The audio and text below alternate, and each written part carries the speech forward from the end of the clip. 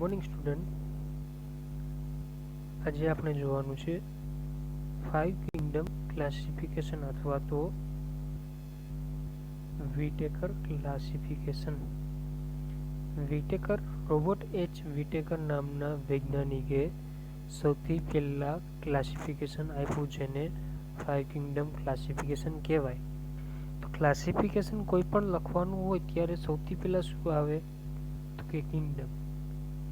કિંગડમમાં animal છે, plant છે, ફંજાઈ છે, પ્રોટોઝોઆ છે, તો એ રીતના કે બેક્ટેરિયા છે, તો આ રીતના અલગ અલગ કિંગડમ આવે. પછી ફાઇલમ આવે, પછી ક્લાસ, ઓર્ડર, ફેમિલી, જીનસ અને સ્પીસીસ. તો આ રીતના ક્લાસિફિકેશન લખવાનું આવે. નોર્મલી આપણે આલ્ગી ચાલુ કરશું ત્યારે આપણે આવશે કઈ રીતના ક્લાસિફિકેશન લખવું, પણ અહીંયા ક્લાસિફિકેશન આ રીતના ઉતરતા ક્રમમાં આ રીતના લખવાના આવે. સૌથી પહેલાં કિંગડમ, પછી ફાઇલમ, ક્લાસ, ઓર્ડર, ફેમિલી, જીનસ અને સૌથી નીચે સ્પીસીસ. આ રીતના લખવાનું આવે.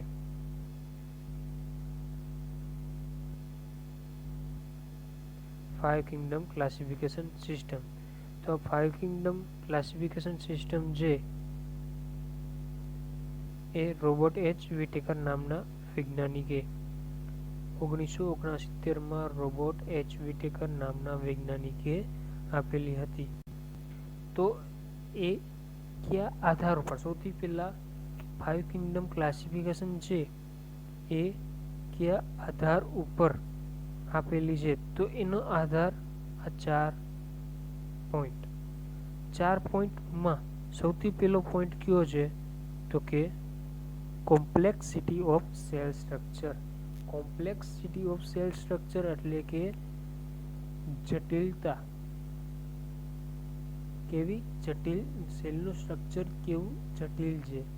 જેમ કે આ જે બોલું છું એ સાથે સાથે લખતા પણ જજો કે ભાઈ પહેલું છે કોમ્પ્લેક્સિટી ઓફ સેલ સ્ટ્રક્ચર એટલે કે સેલની કોષની જટિલતા. જેમ કે યુનિસેલ્યુલર અથવા તો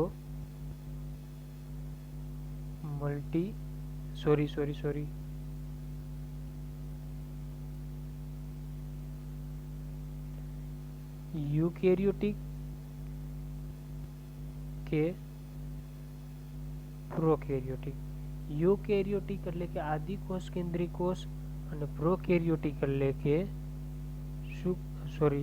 પ્રોકેરિયોટિક એટલે કે આદિ કોષ કેન્દ્રી કોષ અને યુકેરિયોટિક એટલે કે સુકોષ કેન્દ્રી કોષ. તો આ રીતના સેલ પ્રોકેરિયોટિક છે કે યુકેરિયોટિક છે એના આધારે, એટલે કે કેસ કોષ છે આદિ કોષ કેન્દ્રી કોષ રચના ધરાવે છે કે સુકોષ કેન્દ્રી રચના ધરાવે છે, આના આધારે કોમ્પ્લેક્સિટી ઓફ સેલ સ્ટ્રક્ચરના આધારે પહેલો વિભાગ પાડ્યો. બીજો ભાગ છે કોમ્પ્લેક્સિટી ઓફ ઓર્ગેનિઝમ એટલે કે જે તે સજીવ છે એની જટિલતા કેટલી છે. જેમ કે યુનિસેલ્યુલર છે કે મલ્ટીસેલ્યુલર, એટલે કે એક કોષી કોષ રચના ધરાવે છે કે બહુકોષી કોષ રચના ધરાવે છે એના આધારે. ત્યાર પછી mode of nutrition. Mode of ન્યુટ્રિશનમાં બે ભાગ પડે. જેમ કે સ્વાવલંબી છે કે પરાવલંબી છે, એ રીતના મોડ ઓફ ન્યુટ્રિશન. તો મોડ ઓફ ન્યુટ્રિશનમાં બે ભાગ, સ્વાવલંબી અને પરાવલંબી, એટલે કે ઓટોટ્રોપિક અને હિટરોટ્રોપિક. આને મોડ ઓફ ન્યુટ્રિશન કહેવામાં આવે. મોડ ઓફ ન્યુટ્રિશનમાં બે ભાગ, એક ઓટોટ્રોપિક અને બીજું છે હિટરોટ્રોપિક. આ બે ભાગ પડે એના આધારે તમે મોડ ઓફ ન્યુટ્રિશનના બે ભાગ પાડો. પછી છે ફાઇલોજેનેટિક રિલેશનશિપ. ફાઇલોજેનેટિક રિલેશનશિપમાં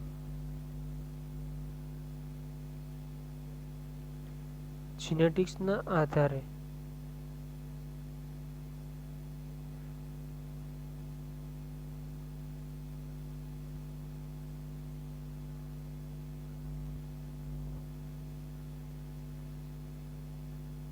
એટલે કે એની રચના અંદર જીનેટિકલી રચના છે એ એના આધારે છેલ્લું ફાઇલોજેનેટિક રિલેશનશિપમાં ભાગ પાડવામાં આવે.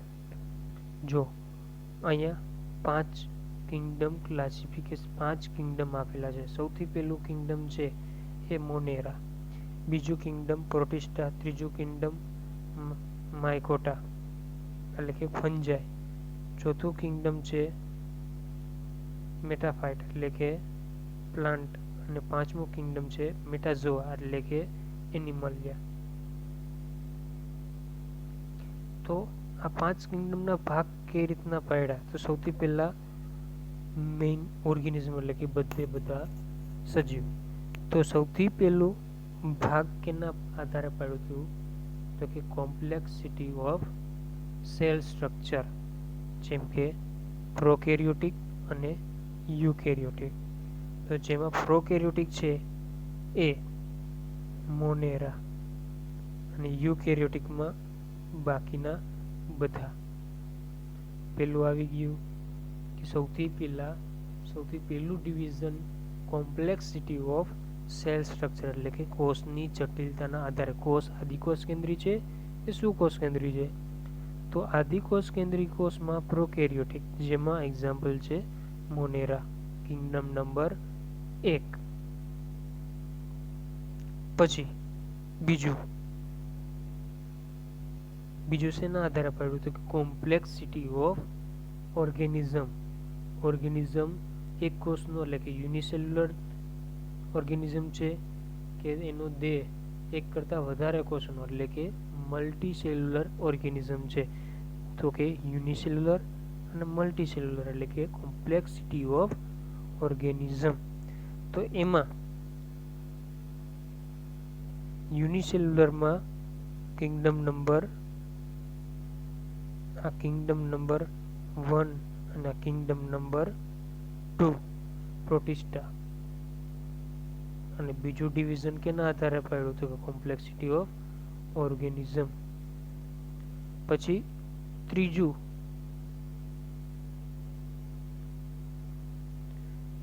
છે એ ફાઇલોજેનેટિક, જે આપણે ચોથું જોયું ફાઇલોજેનેટિક રિલેશનશિપ. ફાઇલોજેનેટિક રિલેશનશિપમાં વિથ સેલ વોલ અને વિધાઉટ સેલ વોલ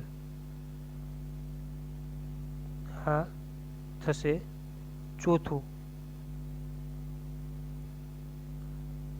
બીજા પછી ડાયરેક્ટ કઈ કેરેક્ટરિસ્ટિક? તો કે કેરેક્ટરિસ્ટિક છે ફાઇલોજેનેટિક રિલેશનશિપ, જેમાં 2 ભાગ પાડ્યા, વિથ સેલ વોલ એટલે કે કોષ દિવાલ ધરાવતા અને વિધાઉટ સેલ વોલ એટલે કે કોષ દિવાલ વગરના. કોષ દિવાલ વગરના જેમાં આપને 5મું કિંગડમ જોવા મળે.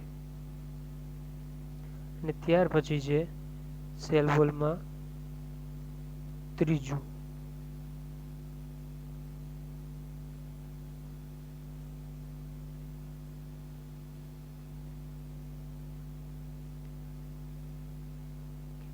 ત્રીજામાં શું છે? તો કે મોડ ઓફ ન્યુટ્રિશન એટલે કે પોતાનો ખોરાક જાતે બનાવી શકે છે કે પોતાનો ખોરાક માટે બીજા ઉપર આધાર રાખે. ત્રીજા નંબરનું ઉપર હતું મોડ ઓફ ન્યુટ્રિશન. તો એ મોડ ઓફ ન્યુટ્રિશનમાં ઓટોટ્રોપિક અથવા તો હિટ્રોટ્રોપિક અથવા તો ફોટોટ્રોપિક એટલે કે ફોટોસિન્થેસિસ દ્વારા ફૂડ જાતે બનાવી શકે છે અથવા તો હિટ્રોટ્રોપિક. હિટ્રોટ્રોપિક એટલે કે પોતાનો ખોરાક માટે બીજા ઉપર આધાર રાખે છે. તો એના ઉપરથી 2 એક ત્રીજું કિંગડમ અને કિંગડમ નંબર 4. તો આ રીતના ટોટલ 5 કિંગડમ થયા. Kingdom 1 Monera, kingdom 2 Protista, kingdom 3 Fungi, kingdom 4 Plantae અને કિંગડમ નંબર 5 એનિમલિયા. આ રીતના ટોટલ 5 કિંગડમનું ક્લાસિફિકેશન રોબર્ટ એચ વિટેકર નામના વૈજ્ઞાનિકે આપ્યું. એમ રોબર્ટ એચ વિટેકર નામના વૈજ્ઞાનિકે આ 5 કિંગડમ ક્લાસિફિકેશન છે એ કયા બેઝિસ ઉપર આપ્યા? તો કે સૌથી પહેલા કોમ્પ્લેક્સિટી ઓફ સેલ સ્ટ્રક્ચર, બીજું કોમ્પ્લેક્સિટી ઓફ ઓર્ગેનિઝમ, ચોથું ફાઇલોજેનેટિક રિલેશનશિપ અને ત્રીજું મોડ ઓફ ન્યુટ્રિશન. ઓટોટ્રોપિક અથવા તો એને ફોટોટ્રોપિક પણ કહેવાય અને ઓટોટ્રોપિક એટલે કે પોતાનો ખોરાક જાતે બનાવી શકે છે કે પછી બીજા ઉપર આધાર રાખે છે. અને ફોટોટ્રોપિક એટલે કે પોતાનો ખોરાક ફોટોસિન્થેસિસ દ્વારા જાતે બનાવે, જેને ઓટોટ્રોપિક પણ કહેવામાં આવે.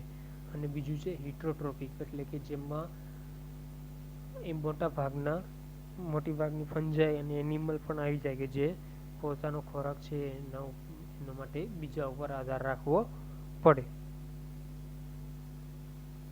તો આ હતું 5 કિંગડમ ક્લાસિફિકેશન.